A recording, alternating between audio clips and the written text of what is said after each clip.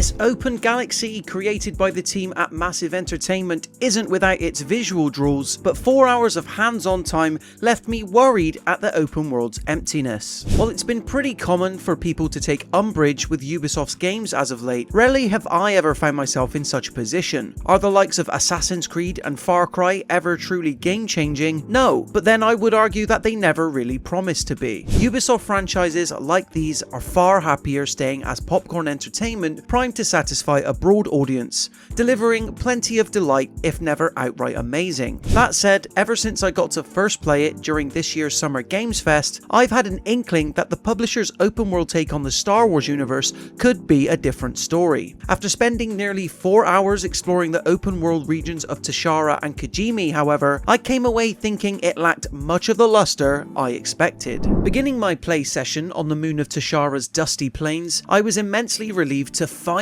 get the chance to explore this setting on the back of protagonist Kay Vess's trusty speeder bike. Up until now, journalists and content creators have only been able to experience brief chunks of linear missions, which worked well to showcase the Uncharted-style action Star Wars Outlaws looks to provide as part of its story quests, yet didn't do much to demonstrate what players will be able to do outside of these restricted bounds. Well, this no longer remains a mystery, because not 5 minutes after being granted control of Kay during a brief shootout, I'm zooming to Toshara's central city hub of Miragana via speeder. As the main means of getting around the game's 5 unique planets, accelerating across desert and water offers a lot of spectacle in the moment, doubly so during instances where bounty hunters and Imperial forces are giving chase, forcing me to target them behind me while traversing at speed and blasting away at them from afar. This was clearly the first time that players will be able to drive the speeder in Star Wars Outlaws, and as such, controlling it wasn't quite as fluid or natural as I would have liked. That said, the ability to complete a specific side mission later in my session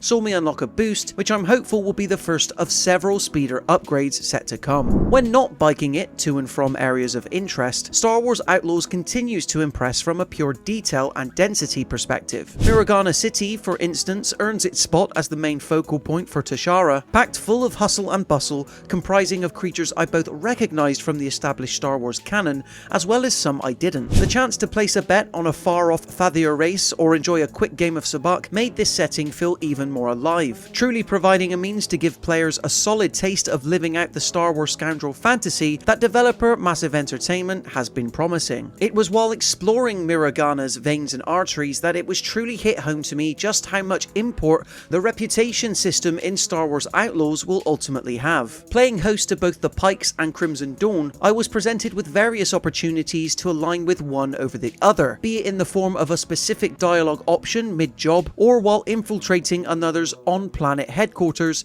when securing an essential part for Kay's blaster. And while it's nice that my actions had immediate consequences in this way, the option I went with felt a tad superficial in the grand scheme of things. Far more concerning was the fact that, during the entirety of my 4-hour play session, as Kay I was asked to complete very similar jobs, regardless of the crime syndicate I was working for. The mission was almost always to infiltrate a certain area sneakily, steal a component, and then get out. Sure, there was more than one instance where I was forced to make a noisy exit, but I'm hoping that the mid to late game offers a lot more by way of mission variety, as much as it makes sense that Kay is constantly pulling off various mini heists. I wouldn't be complaining about slicing too many enemies if I was playing as a Jedi, but then in no other universe can I wield a lightsaber. By comparison, staunchly rejecting all things Force related means that Star Wars Outlaws needs to find a new way to inspire outside of merely stealth and cover shooting. Up until now, I thought getting to explore the Star Wars universe in an open world format might just be that very X factor. And while it's true that speeding around the dunes of Toshara felt freeing, breaking up the odd bandit skirmish in among the reams of vast open space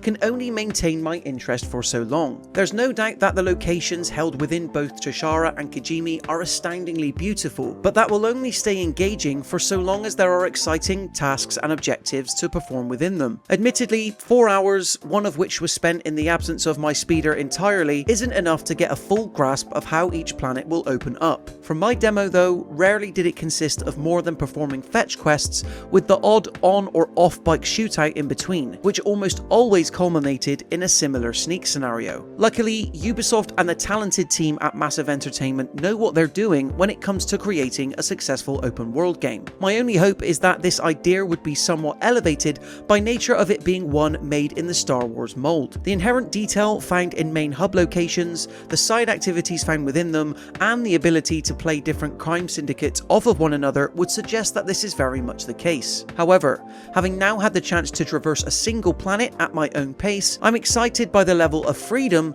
that speeder bike travel and the ensuing upgrades will bring, but fearful at whether the force of this open world will be as consistently strong as I once thought. So there you have it, guys, in terms of my full preview thoughts on Star Wars Outlaws.